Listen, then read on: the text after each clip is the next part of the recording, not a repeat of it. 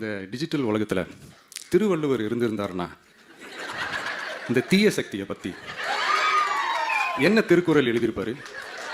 ஒரு கற்பனையா, அநீதி, அராஜகம், தில்லுமுள்ளு இவையெல்லாம் திமுக முதற்றே உலகு.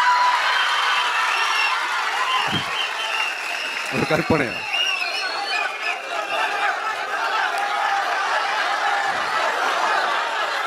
அநீதி, அராஜகம், தில்லுமுள்ளு இவையெல்லாம் திமுக முதற்றே உலகு.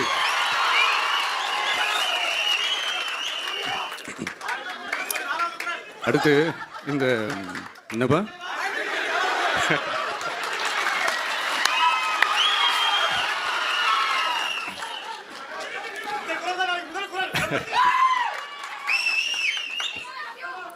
அடுத்து இந்த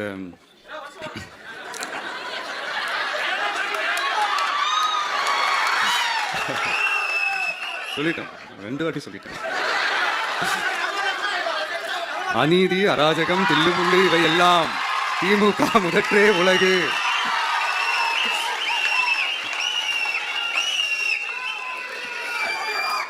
அடுத்து இந்த மும்முனை போட்டி, 4 முனை போட்டி அப்படிலாம் சொல்றாங்களே, சரி, அவங்கள பொறுத்த வரைக்கும் அப்படியே இருக்கட்டும். அதுல மாபெரும் மக்கள் சக்தியா நம்ம அணி ஒரு பக்கம், அடுத்து திமுக தலைமையில் மற்ற கூட்டணி கட்சிகள் ஒரு பக்கம், அடுத்து பாஜக தலைமையில் மற்றும் பலர்.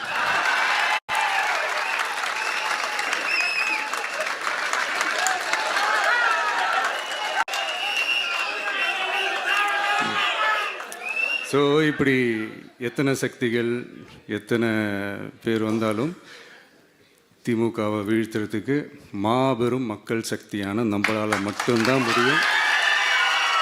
நம்ம டிவிகேவால் மட்டும்தான் முடியும். ஸோ இப்படி இருக்கிற இந்த நிலைமையில், ஏய் விஜய் வீட்டு விட்டு வெளியே வா, ஏய் விஜய் வீட்டு விட்டு வெளியே வா, இப்படியெல்லாம் கேட்கும்போது எனக்கு எப்படி அது தோணுதுன்னா, ஐயோ இவங்க ஒவ்வொரு வீட்டில் இருக்கிற ஒவ்வொரு விஜயும் இவங்க கூப்பிட்ற மாதிரியே எனக்கு தோணுது. அப்படிதான் எனக்கு தோணுது. அதனால பொறுங்க பாஸ், வருவாங்க, முறையாக வருவாங்க. ஓட்டு போடுற அன்னைக்கு ஓட்டர் ஐடியை கையில் எடுத்துக்கிட்டு ஒவ்வொரு வீட்டில் இருக்கிற ஒவ்வொரு விஜயும்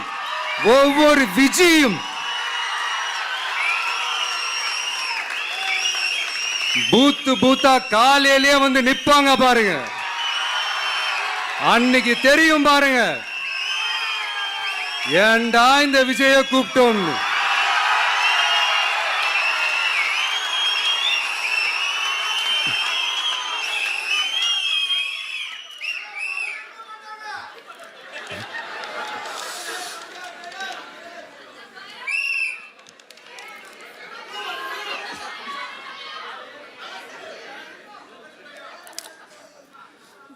ஸோ இப்படி பேசினா உடனே இவரு நான் சினிமாவா இது அப்படின்ட்டு ஆரம்பிச்சிருவாங்க. நான் சினிமா விட்டாலும் நீங்கள் சினிமா விட மாட்டேங்கிறீங்களேப்பா.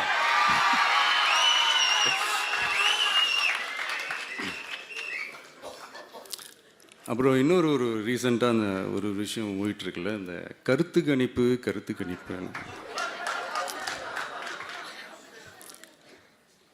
அதில் நிறைய பேர் உண்மையான கருத்து கணிப்புலாம் சொல்கிறாங்க. அதையும் நான் தப்பு சொல்லலை. சில பேர் கடுப்பில் விட்ட கணிப்பாகவும் இருக்குது, அதையும் நான் தப்பு சொல்லலை. இந்த கடுப்பில் விட்ட கணிப்பாளர்களுக்கு நான் சொல்லிக்கிறது என்னென்னா, ஒவ்வொரு ஊராக தெருவாக வீடு வீடாக போய் நீங்கள் அந்த கருத்து கணிப்பு எடுத்து பாருங்கள். ஒவ்வொரு வீட்லேயும் டிவிக்கு இருக்கிறத நீங்கள் பார்ப்பீங்க.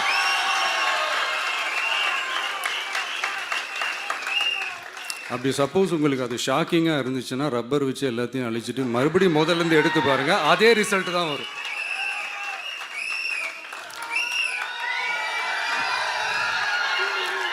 இது என்னப்பா லாஜிக்கு, அது எப்படி எல்லார் வீட்லேயும் டிவிக்கு இருக்கும் அப்படின்னு நீங்கள் கேட்டிங்கன்னா, ஒரு சின்ன சாம்பிளுக்கு ஒரு சின்ன டெஸ்ட் ஒன்று பண்ணி பாருங்களேன். நம்ம சிஎம் சார் இருக்காங்கள்ல, ஸ்டாலின் சார், ஒரு 2 இயர்ஸ் பேக் இருக்கும்னு நினைக்கிறேன், ஒரு மேடையில் பேசும்போது சொன்னாங்க, இந்த மாதிரி என்னோட கட்சிக்கு அவங்களுடைய கட்சிக்காரங்க சில பேர் பண்ணுற அட்ராசிட்டி, ஒரு சில மந்திரிகள் பண்ணுற சில அட்ராசிட்டிஸ்லாம் பார்த்து ராத்திரியில் எனக்கு தூக்கமே வரமாட்டேங்குது அப்படின்னு ஒரு 2 years பேக் இருக்கும். நான் அந்த வீடியோ கூட இருக்குது. அப்படி இருக்கிற அவர் என்னைக்காவது ஒரு நாள் அசந்து தூங்குவார்ல, அப்போ அவர்கிட்ட போய் சார் சார்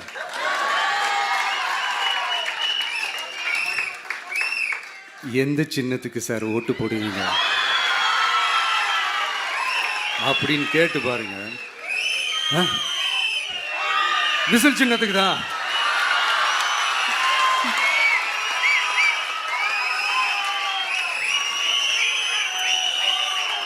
தூக்கத்தில் இப்படி டப்புன்னு எழுப்பி கேட்டால் டப்புன்னு உண்மையை போட்டு உடைச்சிருவாங்க.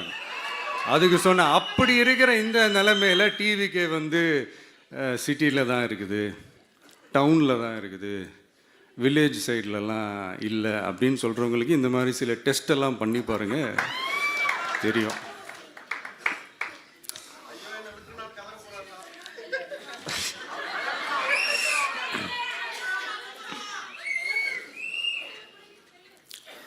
விசில் சின்னம் போகாத ஊரே இல்லை. விசில் சின்னம் எங்கெல்லாம் இருக்குதோ அங்கெல்லாம் டிவிக்கே இருக்குதுன்னு அர்த்தம். என்னுடைய அம்மா, அக்கா, தங்கைகள், அண்ணன், தம்பிகள் டிவிக்கேக்கு ஓட்டு போடுறத யாராலையும் தடுக்க முடியாது.